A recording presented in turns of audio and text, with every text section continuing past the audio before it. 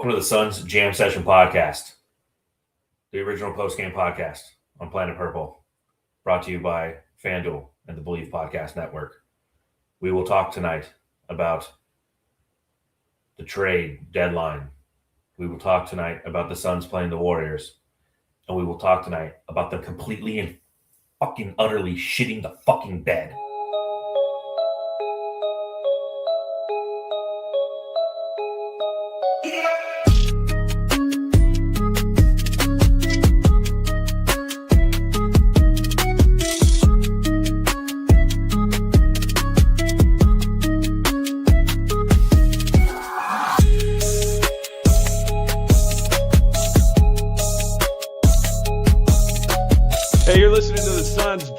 Session podcast, shooting the shit about the Suns since 2019.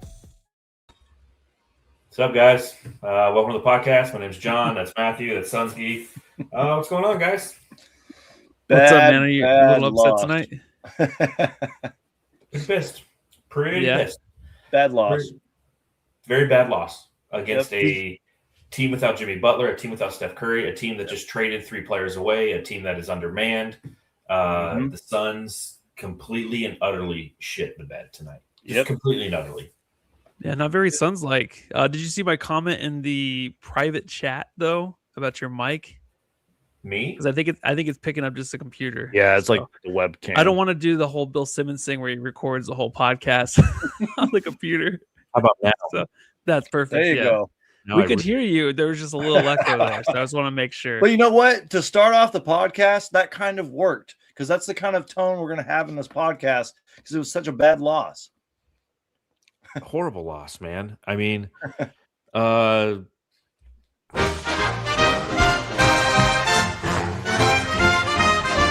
Matthew, I've got to ask. Matthew, I got to ask what the fuck happened tonight. With the trade deadline over, you would think some guys like Oso or even Ryan Dunn, I know they're not really on the trade block, but I feel like mentally, heading into this game, like they're probably like, oh, maybe there's a chance I might be traded, right? So maybe they play all out, and that might be the stars of the game. They weren't really. I think they did an okay job, but we need guys like that to really show up in games like this because you said Golden State was shorthanded, we're of course shorthanded without Devin Booker and Jalen Green, but that's just a normal thing this season. It's kind of rare to see a Suns team play like this from start to finish where, they make the 16-point comeback. And then just after that, I mean, the Warriors do. But then after that, you would think the Suns might pick it up with like 1 minute left, and it just did not happen. It was kind of weird and really rare to see. SunsGeek, what the fuck happened? First off, I want to address a comment, Mr. Andersons. I hope I said that right. All the Warriors fans in attendance tonight. That was ridiculous. You would have thought that this was a Warriors home game with the way that they celebrated with, at the end of the game, you know what I mean? After they won, I thought it was a Warriors home game. But just like Matthew said, a bad start from the jump, really. The Suns had like no energy. They were making lazy passes out there. They couldn't hit a freaking shot, especially in that first half. They were letting the Warriors just take any 3 they wanted, especially from the corner. 21 first quarter threes attempted for the Warriors. I don't know what was wrong with the Suns tonight. I don't know what the defensive game plan was tonight, but the Suns did not look like themselves. And I hope that Jordan Ott and his coaching staff give them an earful. Yeah, I feel like the primary reason this loss, and for those of you who didn't see the game, the Suns lose 101-97.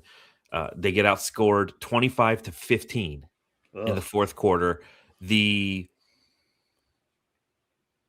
Golden State Warriors ended on a 24-7 run, which means the Suns started the fourth quarter going on an 8-1 run and were up by 14 in that fourth quarter. And the wheels completely fell off. And the challenge of this, with this, and the reason this occurred is because of a guy who is the first entry in my burn book tonight. The Suns Jam Session Burn Book.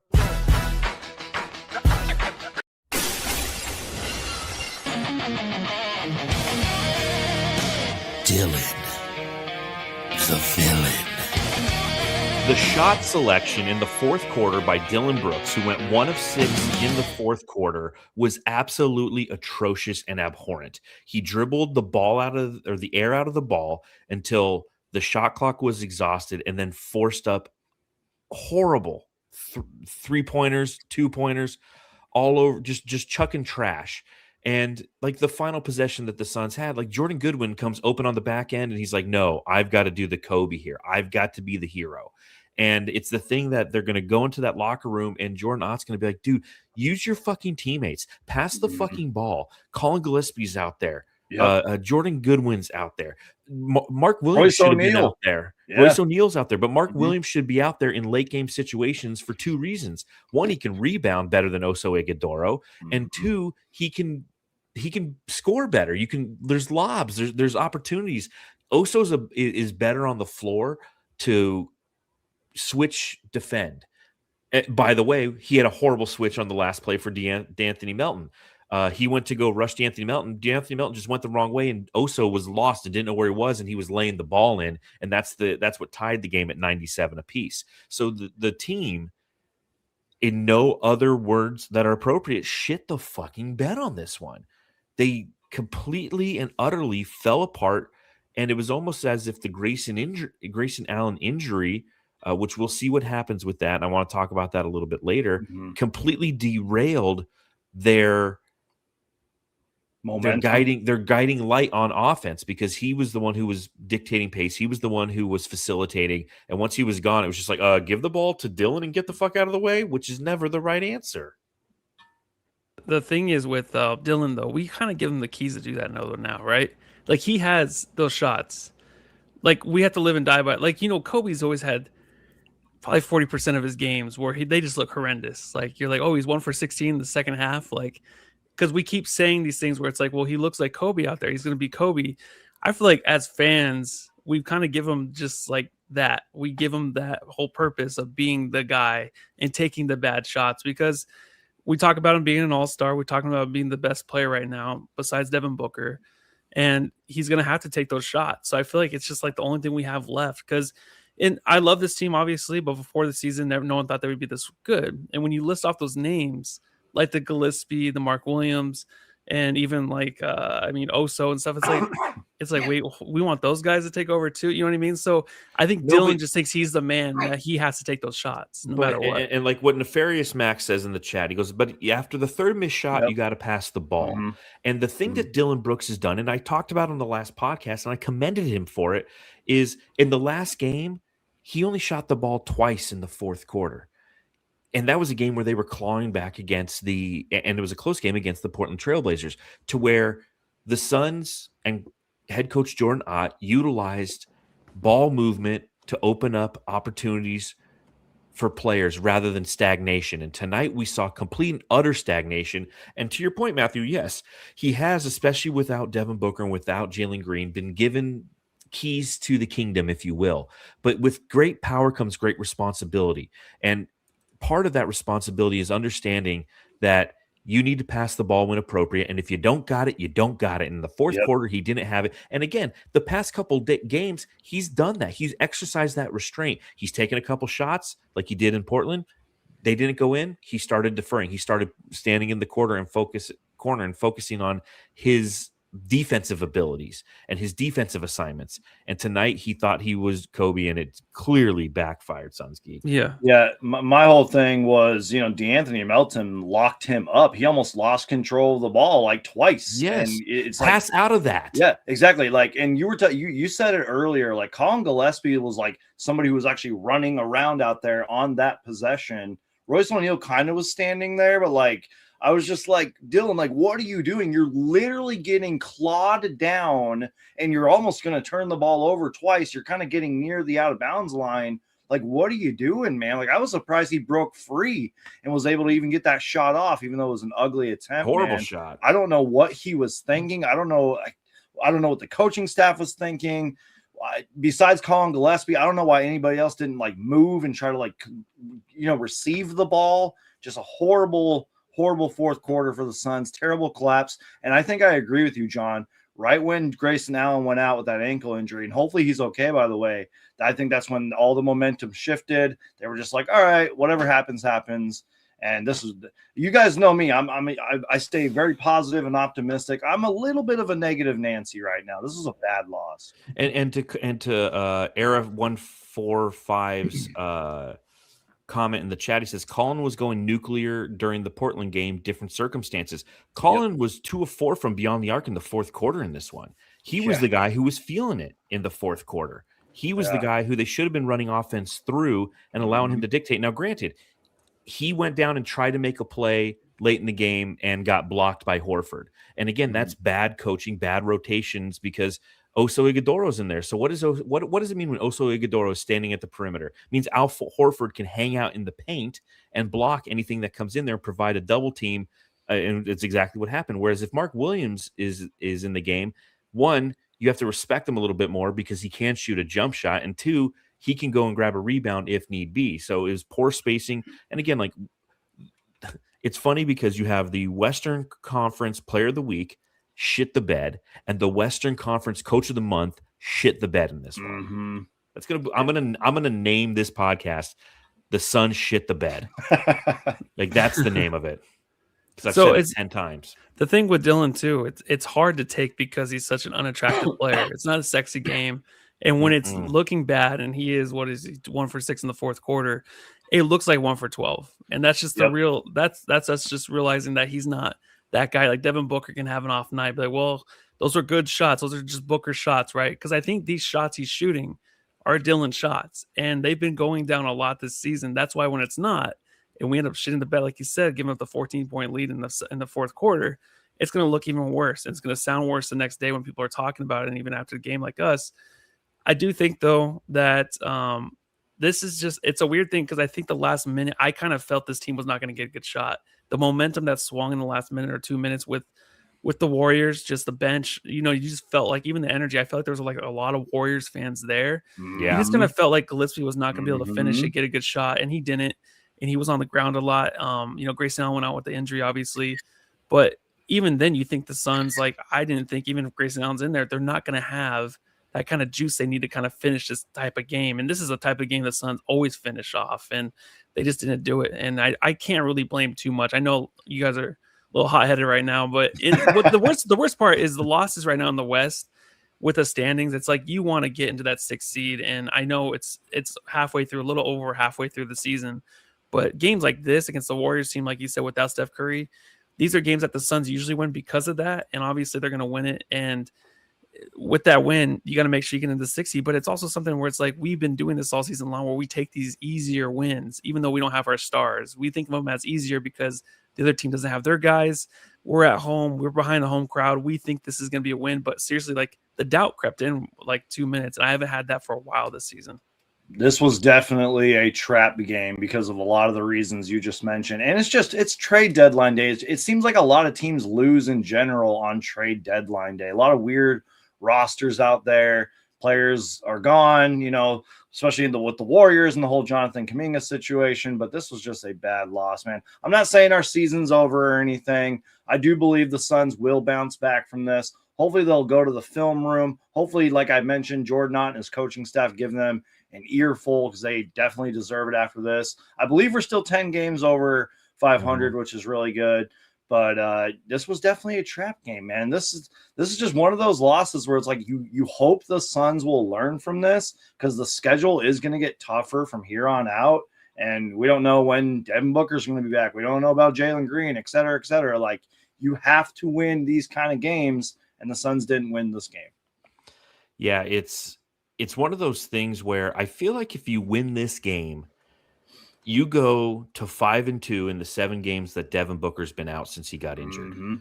And every win is an opportunity for Devin Booker to get more rest. And, there's videos that Dwayne Rankin is posting about how he's looking good. He's on the court. He's moving around, and if the Suns are on borrowed time, they can get to the All-Star break and get him some much needed rest, right? Because there's 8 days baked into the All-Star break. But when you lose something like this and you see how completely inept the Suns become, in the fourth quarter, and it's not the first time this has happened, obviously, in his absence, it does put a little pressure to go, you know what, because of the Western Conference standings, because of the fact that the Suns, on a night like tonight where the Lakers won, the Rockets lost, but the Lakers won. They come back against the Philadelphia 76ers, who the Suns will be playing on Saturday. Yep. You lose ground in the standings again. Yep. And the goal is to be a 60. The goal is to not mess with the play-in, because the moment you mess with the play-in, you never know what could happen. And if you run into a Clippers team, albeit they're a very different and transformative team post trade deadline, it's still a situation you don't want to put yourself into. So, it's just one of those, it's a reactionary podcast. Welcome to the Suns Jam session, where when we win one game, we feel great. When we lose one game, it's like, that kind of sucks. The season's over. But when you lose a game like this, it's the second time this season the Suns, they had a 22-point lead against the Hawks earlier in the season at home, and they completely shit the bed in that one. Don't remind me. But there's very winnable games out there where the Suns, it's frustrating. It's frustrating on a day where I felt that the organization made the right moves on how they operated on the trade deadline. We'll talk about that a little bit later. But again, another thing that comes out of this that goes in the burn book is the Grayson Allen injury. Let me tell you a little story about a guy who shoots threes. Everyone hates him because he's a dookie. He's pretty underrated if you're asking me. His name is Grayson Allen.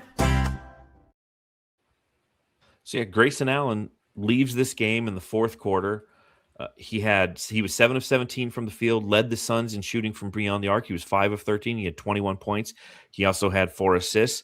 And he is kind of, especially with Jalen Green and Devin Booker hurt, very, very, very valuable to this team. And if he's out the next game, and here's the thing, and I mentioned this on the last pod too, the past few games, he's had a hitch in his step. He's looked like he's been struggling over these past few games. That leg has really looked like it's been giving him fits. He looks like an old man out. He looks like me playing out there with an injured back, right? And of course, you watch the play. It's the same leg that he's had issues with this year. The way he kind of rolled his ankle was inward, not outward. So the opposite of how Devin Booker did it. And that brings a whole bunch of different possibilities relative to an injury in it. And so I'll ask you this, Matthew, how concerned are you that potentially in the game on Saturday, when we play against the 76ers, the Suns are without their number 1 highest paid player, their number 2 highest paid player, and their number 4 highest paid player. And the only guy who's left is the number 3 highest paid player, and that's Dillon Brooks. Oh, I'm positive about it. I think we got Bouye, right? That guy can fucking play. I'm not worried about the injuries. I'm really not right now. There's something about this team that we've seen all season long where they overcome it, and it doesn't look like it's anything too serious. You want Grayson Allen out there as much as you can, because even the trade deadline, it's like, well, do we need some other guy that can handle the ball? Really, because Booker's been out, he's been injured, he'll probably get injured maybe one more time this year, and then Jalen Green, who knows if he's even going to play this year consistently. So I think that having another ball handler, it would have been nice, but I'm like, that's Grayson Allen though. That's Gillespie. Those are our 2 guys right now we have to run the offense through, and we have to continue to do that. So on that note, then yeah, it's going to be a couple games here and there. If he misses that, I'll be a little disappointed, but I like the fact that we get to see more Bouye. That's where my mind goes. I'm like, I love that dude. I don't even know if I'm saying his name right still after the whole season. So what do you think, Geek? Yeah, first off, Matthew, thank you for being the positive one tonight. I'm going to feed off that positivity a little bit, because I do believe I agree with you. Like, this team's whole thing all season long is next man up mentality, and now it's time to prove it. I don't know if Grayson Allen's going to be out for 1 game or 5 games, but now it's time to prove it. Next man up. Jamari Bouye can play. We're running out of men. We're running out of men to be running out of men. Up. But you know what? This sounds crazy. This is going to be my super optimistic take of the night. But it's time to bring in the rookies. Rasheed Fleming, come on, Malawach, will save our season. Do you remember them? I'll get to them later when we talk about the trade deadline. Let's go, Cole Anthony. Welcome to the Suns. Yeah. Here's the ball. Run this thing. You know, for real. Yeah, 20 points and all that. You know, again, I think it's. We also lost Isaiah Livers in this game because he got a cold shoulder from shoulder injury. Yep.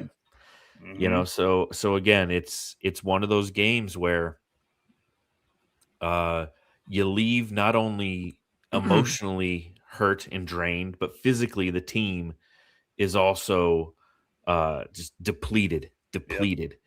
Another thing that's in the burn book is just how the Suns permit the Warriors to shoot the way they did in the first half. The Warriors were 15 of 37 from beyond the arc. The Warriors, the Golden State Warriors, the team that has Steph Curry on them, the team that had Klay Thompson, Jordan Poole for a little bit, they had never shot more than 37 three-point attempts in the first half in their history until they did tonight. And so, again, that's why I put this one on Ott. Ott did not now, they adjusted a little bit in the third quarter, but that was primarily they upped the D. The turnover started to happen. But then in the fourth quarter, again, the Warriors 4 of 8 from beyond the arc. The Suns 3 of 11. The Suns were, in my opinion, in this game, completely and utterly outcoached. And if you look at this season, Steve Kerr has fucked Ott in every game. 3-1 to the Warriors.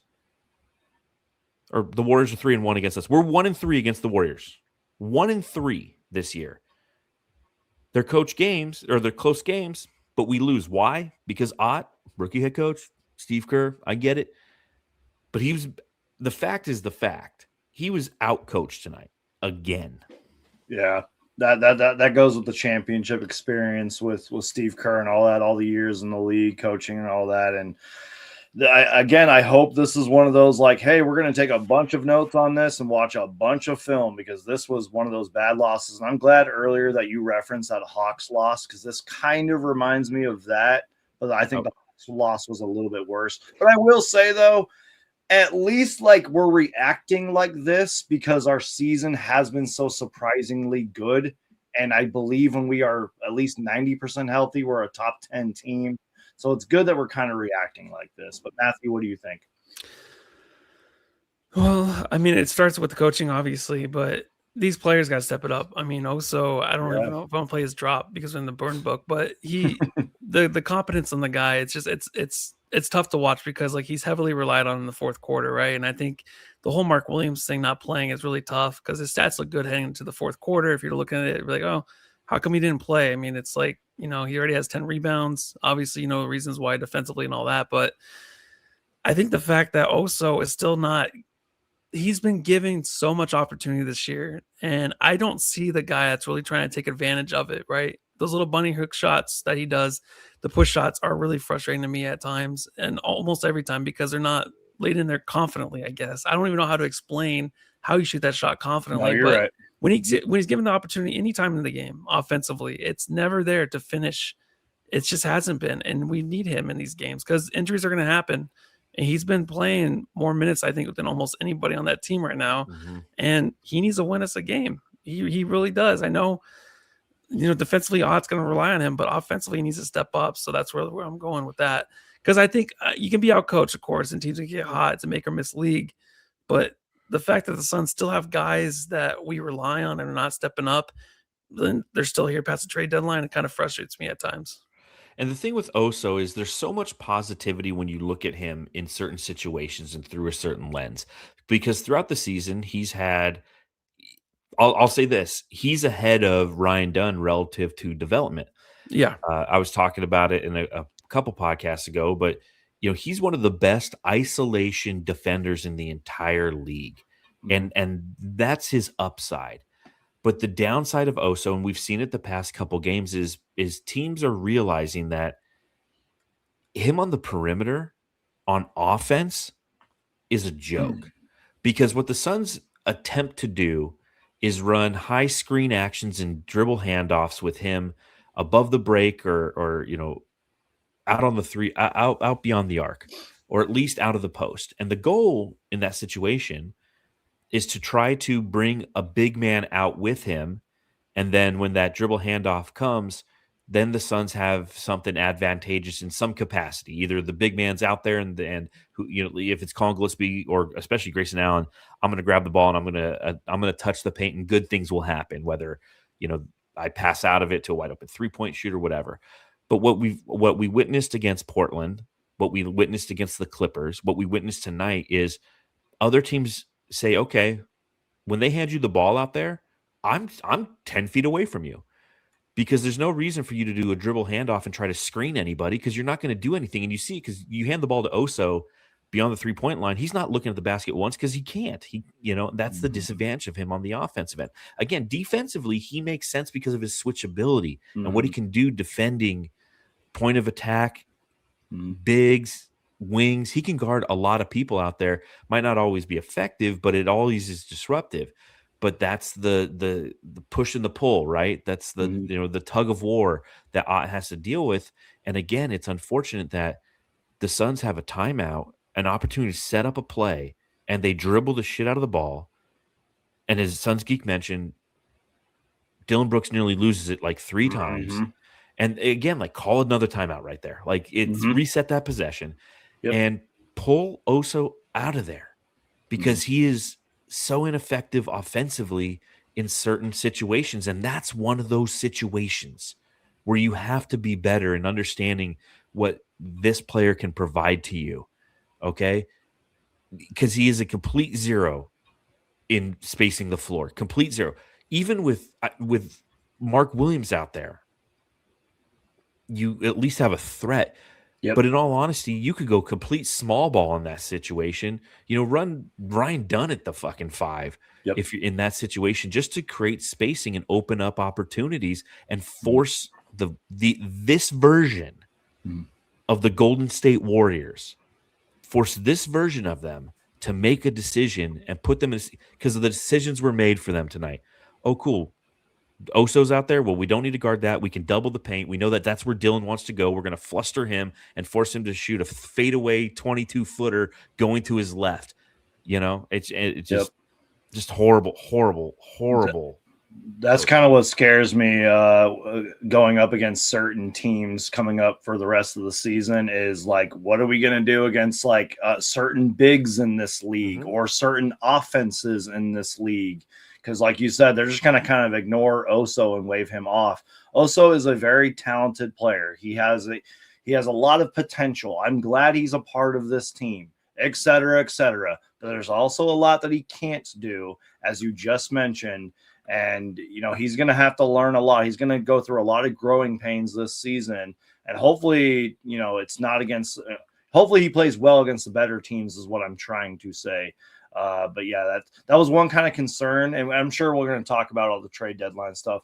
That was one of my kind of concerns. It was like, okay, we got rid of Nick Richards, but like, what are we going to do against like the Jokic's of the league and the Embiids and et cetera? So yeah, pretty much. So I don't know. And somebody in the chat had a comment. They were like, how can you like go this long without playing basketball and not have a jump shot? Like, Oso's got to start working on that jump shot, man, and his free throws too. Not trying to pick on him too much, but I'm just saying. I mean, there's a lot of guys who can't shoot. Matthew, you're on mute. Yeah, you're on mute.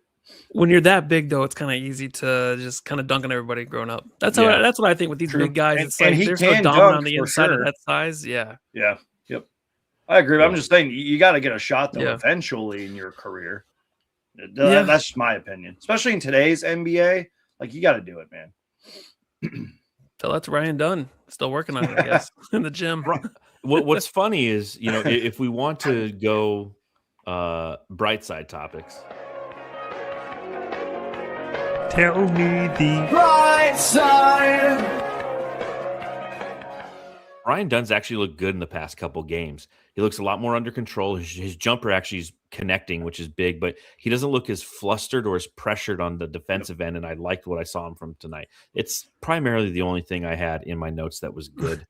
The whole thing with Ryan Dunn kind of reminds me of the way we talk about him is kind of like on just like a Kmart level of like what people talk about with DeAndre Ayton. Like, there's like little glimpses there, like, oh, dude, looks really good, right? Like, he's actually gonna be a Laker still past the trade deadline. Like, there's little signals here and there that's showing us that he could be a center. Like, Dunn does the same thing to us in a different way, where he does go through like little spurts here and there, like, oh, there he is. If he can just, and then he goes through like the biggest withdrawals for like a couple weeks. It's like, dude, this guy is miserable to watch, and he has no confidence in his game. He can't shoot the ball. He's jumping and trying to dunk the ball on rebounds, and he just slaps the backboard. It's like, what the fuck? Like, he's the only guy I've ever seen in the NBA that keeps doing that all the time, where he'll just miss an offensive rebound but then slap the backboard. It's just, is he just doing that to be flashy, to show how far he can fucking jump? Because It's not working for me when he's doing that. I do like the fact that, I've been consistent with him, right, to give him a chance, because there's still that ounce, a slim chance of him really having a breakthrough post like All-Star break part of the year. It might be something that happens. So that's the one thing with Ott is like he's been consistent with all his guys, whether or not they're driving us nuts. And for the most part, they have shown us that they can prove themselves and play within the system and become very valuable. And he still has a little bit of chance to kind of show that at the end of the season, because he's going to get more minutes still, because we still need him to play because of injuries. Mm-hmm. Yeah. Real quick, if I can just quickly pick on Ryan Dunn, it sometimes seems like he tries to like posterize everybody every like 2 seconds. He needs to kind of cut that out. Yeah, just put the ball in the hoop. Yeah, for real. But I will agree with you though, John. He has looked like a lot more confident the last few games. I think it's been more of his energy. That's what I've been seeing. And he's just been more confident taking the shot, even if he misses. I feel like he did have some good moments out there. Hopefully he can keep getting more minutes and kind of come back to what we are all expecting him to be. Because I forgot who said it earlier, but like Oso's kind of grown a little bit more than he has. So hopefully he can finally take that step up and keep growing this season, because we're really going to need him, and we're going to need him to be more of an offensive threat out there. So hopefully he can keep taking those shots and actually make them. And then per Dwayne Rankin, Jordan Ott said Grayson Allen left the game with a knee injury as he checked out with 3:03 in the fourth. Yeah, that I tweeted about that. I think I was like, I think it was the ankle, but it was like he kind of looked like he landed awkwardly on the knee too. I was like, that was just a weird freak accident. You know what I mean? That was. I figured it was that. I didn't want him to injure the knee, but I figured it was the knee. Phoenix Suns, home of the freak injuries. Yep. I do want to talk a little bit about the subreddit, and there wasn't much. The Suns Jam Session Subreddit Stakeout. Brought to you by Nettles Air Conditioning. We've got you covered. NettlesAirs.com is where to go, brother. Call 623-444-4888. Nettles Air makes your home feel great. Woo! SunsGeek's calling right now. I will say that this was primarily a subreddit that was full of comments just frustrated with their team, frustrated with the deadline, frustrated with pods. They didn't really have much to say about the Suns. So that's why Batman didn't show up. They said, why do we have to play Dylan Brooks today of all days? That aged great for them. Are we not allowed to rebound? I would love to have D. Brooks on my team. Pat Spencer has an impressive mustache, which is true. Mm-hmm. Horford, such a cutie patootie. I was like, what's Matthew doing in the Warriors subreddit talking about how Horford's a cutie patootie? Sounds like do I like him? Is he one of mine? No, just a cutie patootie sounds like something you'd say. Oh, something I would say. A lot of people, a lot of podcasts, one podcast, they really like, he's an attractive dude, but I always thought he was kind of, I don't know, not that cute. Yeah, Horford, not my type. Get that broccoli basketball terrorist off the court. Talking about pods. Oh, God, Grayson Allen and Dylan Brooks on one team. I hate them both so much.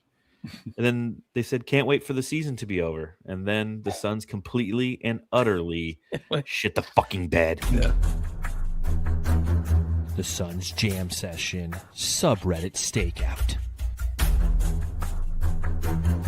All right. Anything else you guys have in your notes before we jam start, talk a little trade deadline, and go to fucking sleep? Just one thing from me, just the whole the shot to Livers from Draymond, like that was fucked. I thought I saw him walking around with his shoulder, obviously, and yelling at the Warriors bench, and I knew it was Draymond. I didn't see it happen. Did.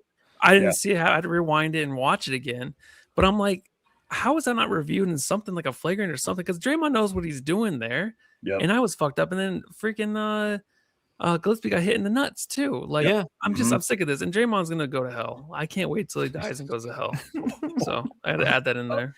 Okay, that's a little dark. That's a little dark. Well, God, I'm from the Western Conference.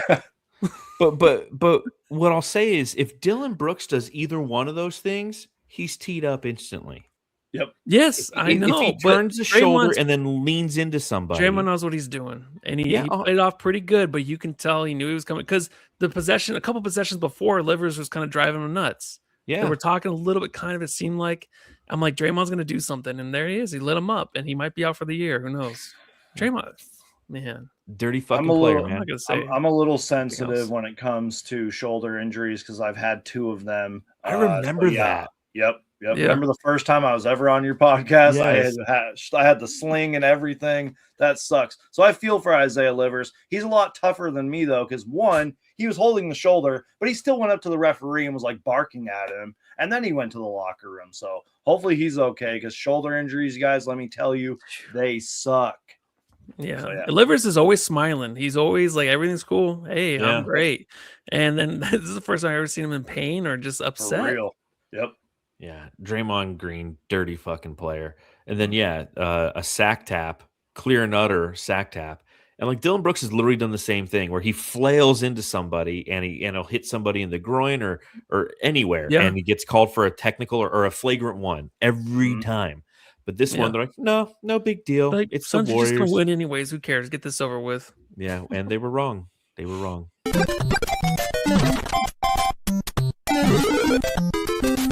Jam star of the game. Jam Star of the Game brought to you by Bubba Chubbs Cards and Collectibles. Visit BubbaChubbsCards.com and visit them on Instagram at Bubba Chubbs Cards on the IG. Check out their cool cards. Buy a Draymond Green card and then burn it. Yeah. Who do you guys give Jam Star to in this one? This is a tough one. What do you think, Geek? Grayson Allen, because you know what? Despite 3 turnovers, I feel like he really was cooking in this game and had some good moments out there as well. Was carrying our offense up until that injury, man, which is why I am a little concerned that hopefully he doesn't miss too many games. I'm giving it to Grayson Allen, man. I think I'll echo what Geek said just because I can't think for myself. I'm gonna give it to Dylan Brooks Ugh. and Mark Williams in the fourth quarter. No, I'll give it to Grayson Allen, I guess. I would have given it to Dylan if that last possession didn't happen. It was just, I was just God, watching dude, we're again so while harsh on that. you guys were talking. I was watching. I was like, it's such a horrible possession.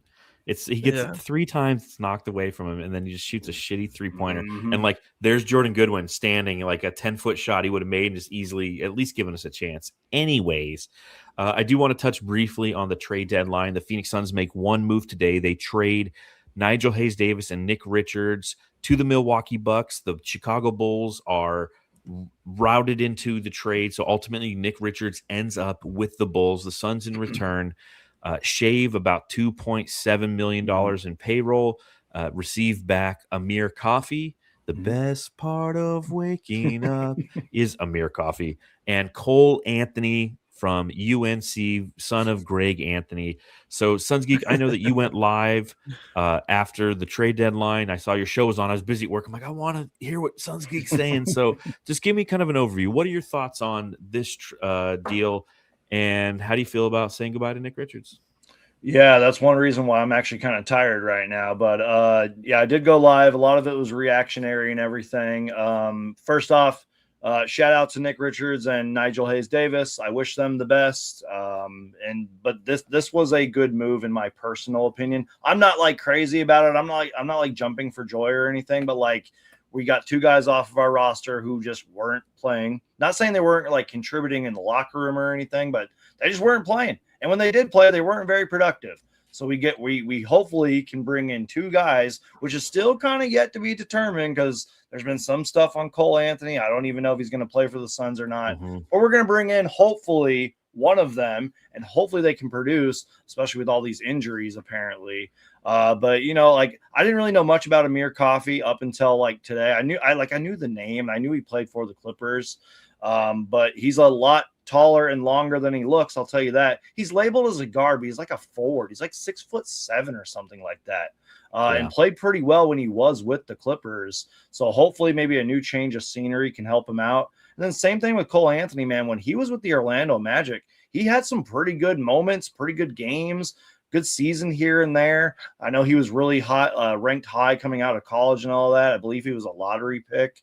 That was around the time like we started doing pods and everything. And I remember looking into him because back then we had a lot more time to look into draft picks and everything. I was like, Cole Anthony's a bucket, man. Why not? Now, obviously, this season, I think he's been injured a lot. The Bucks haven't been very good.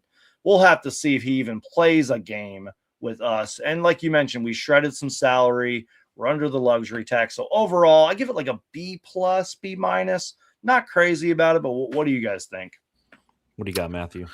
When I was thinking that when I see the Richards trade come through, I knew it would just be like 4-player released or whatever. Like I wasn't really too worried about who we were getting back.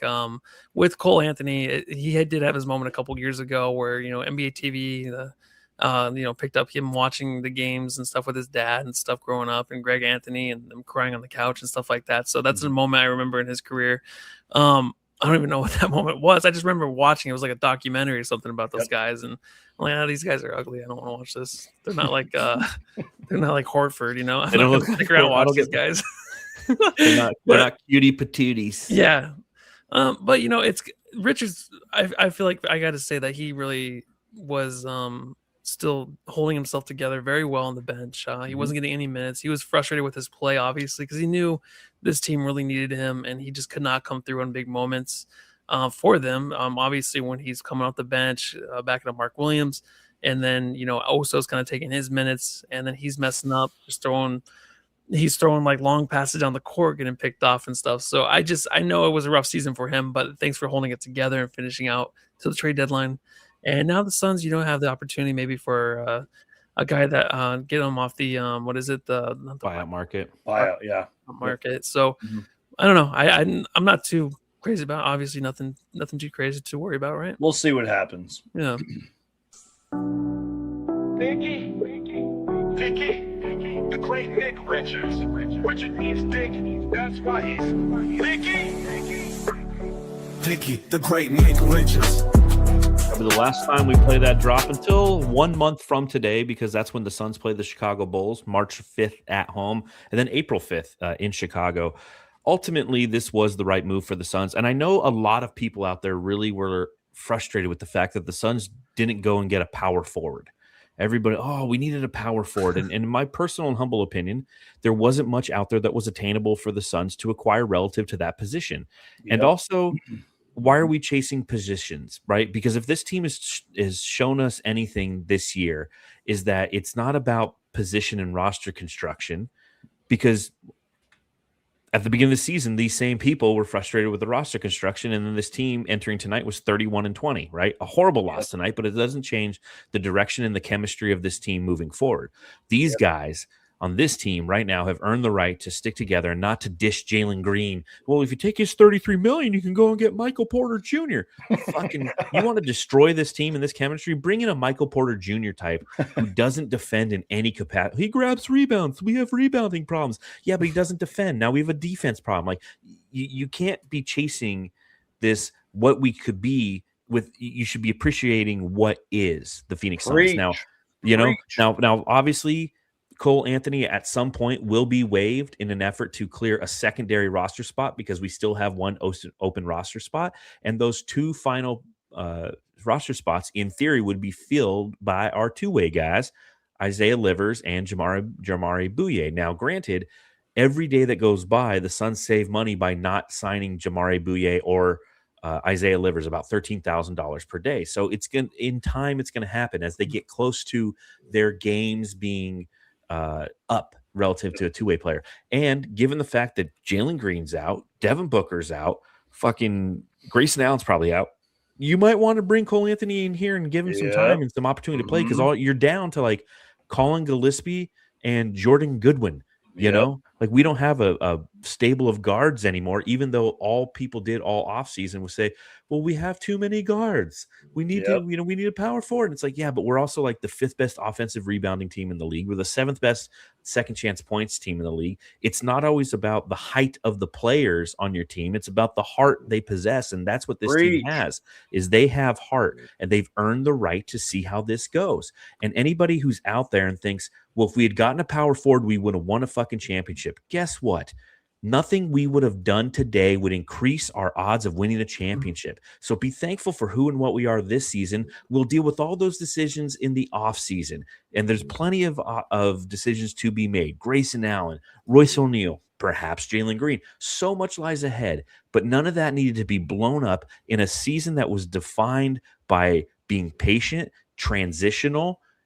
Let it be patient, allow it to take root and to ride out the process of being transitional and make those decisions at a later date. You don't define a culture by bringing guys in, get them to buy in, and then ship them out because you're like, ooh, MPJ, or ooh, that guy fits a roster construction thing.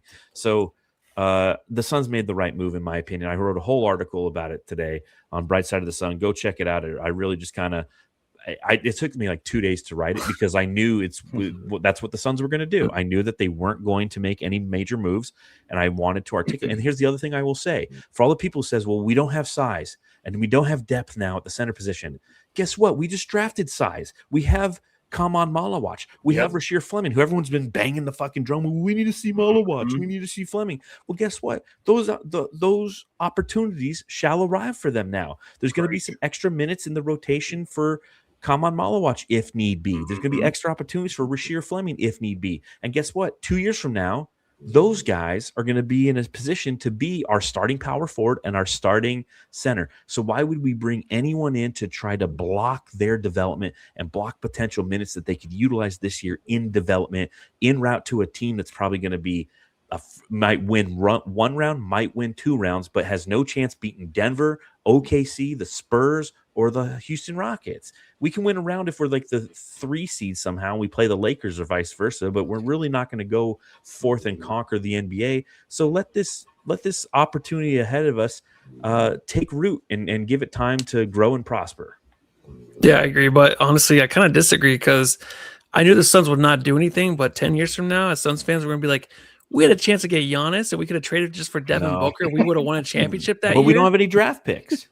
What's funny is Devin Booker might be the best thing they can get back, though, if we look at it for 10 years from now. I'm just saying, like, there's a guy in Giannis out there, and I think really in the future, we're going to look back and be like, dude, we had that team going, and Booker was hurt, and then Jalen Green, maybe if he was healthy, came back, and we had a chance to get Giannis to pair with those guys. Man, we could have won a championship. But we couldn't have because we knew that the Milwaukee Bucks wouldn't accept Giannis for Booker straight up. They would have won draft capital that we don't have. No one's trading draft picks at all, though. The first round draft picks are not there. Jared McCain was traded to the Oklahoma City Thunder for a first round second round draft picks and 3 second rounds. Yeah, it was one first round. There were a lot of first round. That was like the only first round draft pick. That was traded. The Jazz traded away 3 to Memphis. In order to get Jaren Jackson Jr. Yeah, that's a good pickup, though. Anthony Davis went for 2 first rounders and 3 second rounders. Yep. You know what's funny about the trade deadline? 3 members of the Phoenix Suns, former members of the Phoenix Suns, were traded twice. Jock Landale, Dario Saric, and Tyus Jones all got traded twice in the last 2 days. When Dario popped up, I'm like, oh shit, he's still playing? I actually didn't even know he's still playing. Yeah, he was out there. He was with Sacramento, and I think he's with the Bulls now. No, I think he got traded again. Who knows? But again, that's just those are my thoughts on the trade deadline. There's nothing. What's funny is if you look at this team a decade ago, remember the team that won 48 wins? Surprisingly had success, didn't make the playoffs because of the playoff structure back then. But what Ryan McDonough did is he completely fucked it up after that, right? This was a good team, and he started to get too trigger happy. And next thing you know, we have three point guards holding the ball for a picture, and they're like, hey, look at this. This is kind of cute. And it just messed things up. Yep. Yeah, I don't think a lot of teams are that way though now, right? I think everyone's kind of calm a little bit. There were a lot of trades, There were, but a lot of those trades were mostly like the older players kind of getting moved out and just kind of getting teams getting off their salaries and stuff like that. But there's not a whole lot of teams I feel like I can see in the future that are going to make the big trades like the Suns did. Obviously, I think the Suns are the last team to do it the last 2 years. But other than that, like no other team is really going to do that. Like even the Luka trade for Anthony Davis, I don't think that was a trade that was like. I think there's more behind that. Obviously, there's more behind it where it's like it has to do with his performance and all that. But you're not going to see teams trade away the farm anymore for guys and just make those big because they know if they get a good culture, they get a good guy to kind of be their star in the way like the Suns kind of do, or even like a Halliburton in Indiana. You got enough. If you got a system, you got a good coach, they're going to lean more towards that way. Just instead of like, hey, we're going to be the Wizards now, get Trae Young and get Anthony Davis and try to get butts in the seats next year and try to make the play in or something like I don't know. Yeah, this is not the Phoenix Suns of old. I truly believe that they are going to build this thing from the ground up, and they're going to keep building that culture and it's next man up mentality, you guys. I truly believe that.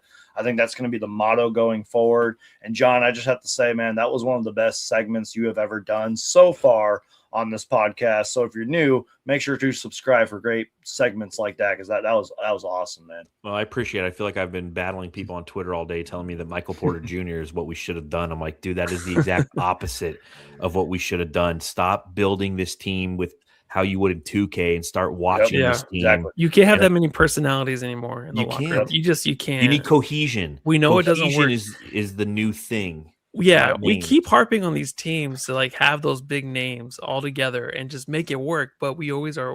We're sitting there waiting constantly. And this just is never not does. the Suns of old, man. We're not going to do that. And Michael Porter's having a borderline all-star season. We've talked about this on the pod and everything, but doesn't mean the Suns are just going to go trade for him. That's not how it works anymore, you guys. With Jaylen Brown and you know with their team over there, like they're doing good. But before Jason Tatum, like we thought that team was going to break up because of those two personalities, but they won a championship. I feel like they're the last team to do that. It might be the last for a while where you have two guys of that caliber together in the locker room. It just doesn't work anymore. And to Matthew's point, that's what you saw at the trade deadline was teams trying to duck the second apron, duck the luxury tax because get rid of the old guys. Yeah, because now we're hitting this point to where there is a ton of penalties because it's going on to its fourth season of existing, and that's when all the penalties come in. So the league's kind of like, hey, you got 3 years to get right, but after that, like you get penalized pretty substantially. And like the Suns, that's what happened. If they were to end this season over the luxury tax, their tax repeater would be $2.50 for every dollar spent. Yeah. So if they spent $1 million, it would actually cost them $2.5 million over the luxury tax. So a lot of teams are doing that. The other thing that I found really interesting with this trade deadline was the fact that so many teams not only were moving guys to get under the luxury tax, but they were moving guys in an effort to sign two-way players. So like Jamari Bouye is going to get signed as from a two-way to a guaranteed contract. Dominic Barlow with the Philadelphia 76ers. Yep. There's a lot of deep talent in this league, which means the league's in a great place. And ultimately the CBA is working effectively because it's saving owners from themselves, because that's the way it's designed to do. You keep spending, we're going to tax you so hard you'll never want to spend again. It's happening, and the depth is being fortified at the baseline level of this league, which is great. Yeah, every week there's a new guy. I'm like, oh, who's this? Great talent. And it makes you want to watch these guys. Like if you do have League Pass, like the Hornets, of course, are one of those teams that I love to watch. And me too. I have loved to watch them the last Hornets. Month. Like before they actually had their beat the Rockets. Today. The reason you can tell like they're going to be good is because their star LaMelo, whatever, kind of turns a little bit to where he's more of an actual like contributor, and he's coming off the bench ball now. Yeah, but he's taking a step back. Like these guys know that that's just kind of the way the NBA is now. It's like it's what Adam Silver wants, right? He wants everyone kind of be equal and the same in a way, and it kind of feel like it's kind of turning that way. You know what I mean? Like a lot of these trades today and yesterday, I'm like, oh, that's cool, it's fine. I was never thinking like, oh, if this name is traded, oh my god, like even with Giannis, if he was traded, I'm like, all right, well, good luck. Like that doesn't mean an automatic championship anywhere right now. Yep. I don't feel that with these big name stars, and you see it with Houston right now too, man. Like they lost to the Hornets tonight, and they traded two guys that are killer for us. To win so bad tonight, man, because like that would have made 4 teams 8 games back of the Thunder if we would have won tonight because they lost tonight. It's like, Yeah, it's exactly. right there for Yeah, us. I know. It's like every team is beatable right now, I think, in the NBA, and we have to admit that. And as the season keeps going on, you guys, we can't have many of these bad losses because No. of that exact reason. Because it's like if this team wins or this team loses, like the Suns are going to go down. Like they can't have these losses anymore. Obviously, we're going to lose, but not these type of losses. You know what I mean? So every win matters in the Western Conference. Still pissed. Yep. Well, that's going to be it for the pod. I still have to write an article. So I appreciate everyone who decided to stop by and hang out with us. And I hope that you have us on mute around your kids because this isn't one where you're going to play with your children around. Put them in the closet, lot of listen to it, and take them out. But SunsGeek, let everyone know where they can follow you. Yep, just search SunsGeek on YouTube, search SunsGeek and on TikTok and Twitter and all that fun stuff. I'm on this podcast a lot, and I'm always uploading content. If it has to deal with the Phoenix Suns, I'm going to make a video about it. So check me out, SunsGeek on YouTube. Matthew, where they can follow you? Into the closet? Yeah, into the closet and out of it. Perfect. Deeply closeted, though. It's a deep. It goes way back. You ever hear the Norm Macdonald joke? No, but it sounds like the line "The Witch in the Wardrobe." Oh, we'll talk about it next episode. Excellent. Norm Macdonald, October 17th, baby. You can follow me at Darth Void. You can read my writing at brightsideofthesun.com. We appreciate everyone again for hanging out. Make sure you subscribe, rate, review. Matthew, tell them what to do. I love your family.